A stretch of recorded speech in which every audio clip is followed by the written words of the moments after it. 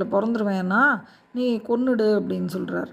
சரின்னு சொல்கிறான். அந்த அவருடைய அந்த பையனுக்கும் நல்ல இது உண்டு, நினைவு ஞானம்லாம் உண்டு.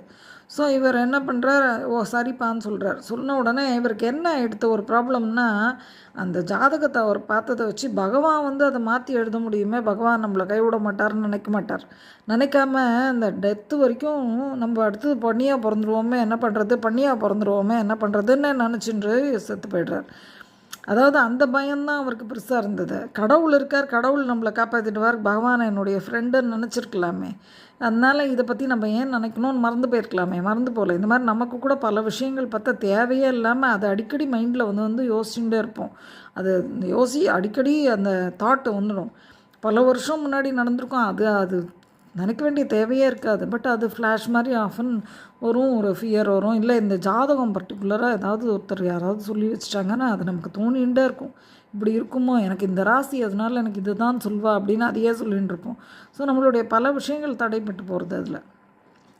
அந்த மாதிரி இவரும் சொல்லிவிடுவார். சொன்ன உடனே அந்த பையன் போய் அந்த பண்ணிக்கு பிறக்கும் அதே மாதிரி இவர் பிறப்பார்.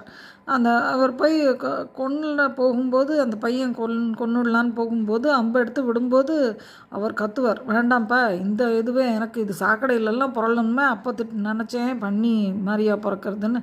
ஆனால் எனக்கு இது இப்போ சந்தோஷமாக இருக்குது, இதுதான் சந்தோஷத்தை கொடுக்குறது, இதுவும் பகவான் தான், இந்த பிறவிக்கு இது தான் கரெக்டுன்னு வச்சுருக்காரு, அவ்வளோதான், அதனால் இது தப்பு கிடையாது அப்படின்னு சொல்லிடுவார். சொல்லிவிட்டு நான் இப்போ இங்கே கொன்னினாலும் எனக்கு திருப்பி வேறு பிறவி வந்துடும், வேண்டாம்ப்பா அப்படின்னு சொல்லிடுவார். பேசுகிற தன்மை அவருக்கு இருக்கும், அந்த ரிஷியாக இருந்ததுனால பண்ணியாக இருந்தாலும் பேசுவார்.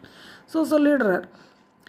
அந்த பையனும் சரின்னு விட்டுடுவார். அவர் அந்த பிறவியை முடிச்சுட்டு அப்புறமா பரமபதம் ரீச் ஆகிடுவார். அது ஒரு கதை. இன்னொன்று அந்த அந்த முனிவர் இதுலேருந்து ராஜாவாக இருந்து முனிவராக போகிறார் காட்டுக்கு, தவம் பண்ணிட்டு இருக்கிறச்சு அந்த ஒன்று ஒரு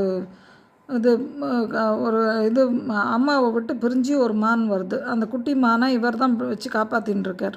அதனால் அவருடைய உயிர் பிரியும் போது அந்த மானை அவர் நினச்சிக்கிறார். அது மேலே ஒரு பாசம் இருக்குது அவருக்கு.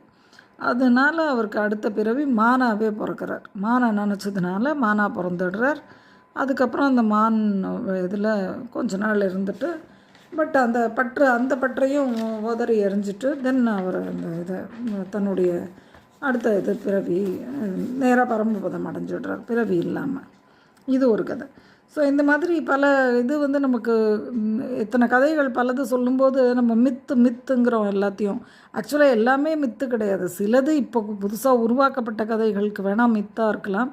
பட் அந்த கதைகளுக்கெல்லாம் ஏதோ ஒரு காரணத்தை நமக்கு